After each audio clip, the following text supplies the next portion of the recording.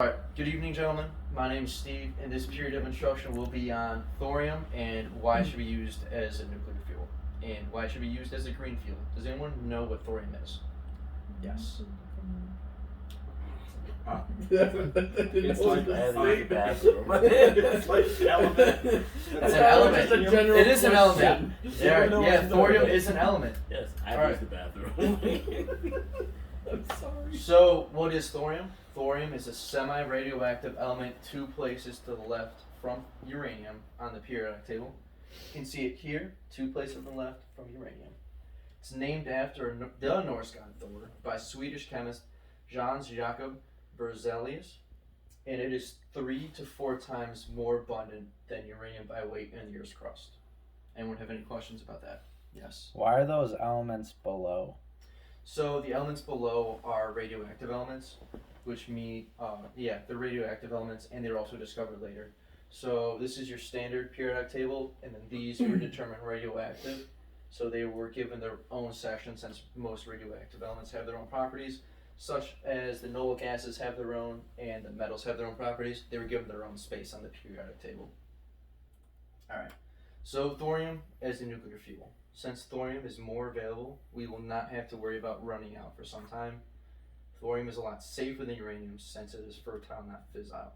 So being fertile means that it requires electrons from a donor element or substance, such as plutonium, where uranium is fissile, so it's constantly giving off electrons, which is why it's used by itself in nuclear production. So that also plays into why it's so safe. So since thorium is fertile, it requires that extra electron from plutonium. So if it decides to start melting down, you can remove the thorium solution from the plutonium source, and the reactor will immediately stop reacting. Therefore, no case for worry of it going supercritical. It also produces more power due to its heterogeneous fuel system. So unlike uranium that has a homogeneous, or the entire fuel system is just uranium, since it uses plutonium and thorium, it creates more power. Any questions about that? Yeah, so does using 2 different elements create like a greater logistical problem because you have to source 2 different elements? No, because the amount of plutonium is actually very small compared to the amount of thorium used. Okay. So I forget the exact numbers for how much plutonium, but it's a very small amount of plutonium needed to cause the thorium reaction. Okay, thank you. Alright, so why does it matter?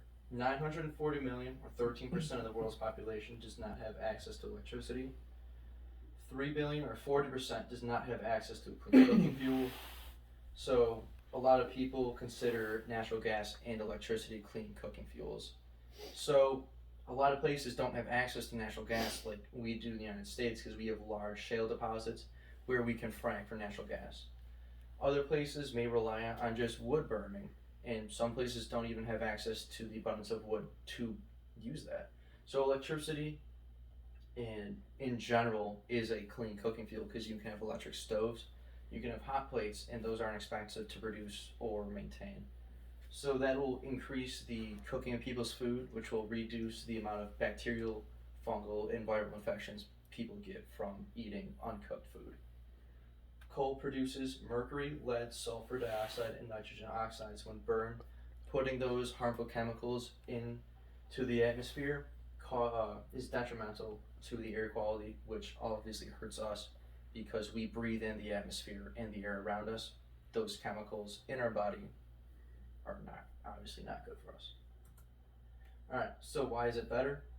Nuclear power produces 0 carbon or airborne emissions, except when fossil fuels are used to mine and transport resources. The same can be said for solar and wind, because you still have to mine and transport the materials and parts when using those power sources. You can put power plants in unfriendly countries such as Iran, North Korea, and China that the United States and the European Union might consider harmful to their well-being, since thorium cannot be used in nuclear weapons, since it is fertile and not by itself react and cause a nuclear explosion or meltdown. increases jobs around the world in power and related industries. So a lot of people are worried about cutting coal production in America since we're so reliant on it. It produces 33% of our power, and as of in 2016. So you can actually turn coal power plants into nuclear power plants with some work, obviously, but thorium specifically because you don't need it by large bodies of water in order to cool like uranium. Uranium needs to be by moving bodies of water, such as a river, like a 3 Mile Island, which sadly went supercritical and melted down. But you can import water to the thorium plant since it does not need as much water to cool it. So you don't have to worry about cutting jobs in the coal industry, and it will, on top of that, make jobs for running that plant. And then widespread electricity will bring opportunities with it. So in America, we've had electricity for about 150 years, and the amount of jobs we've gained from that have been astronomical. The increase in technology produced every year goes up and up and up. In other countries, I expect to see the same thing if we give them ready access to electricity. Any questions?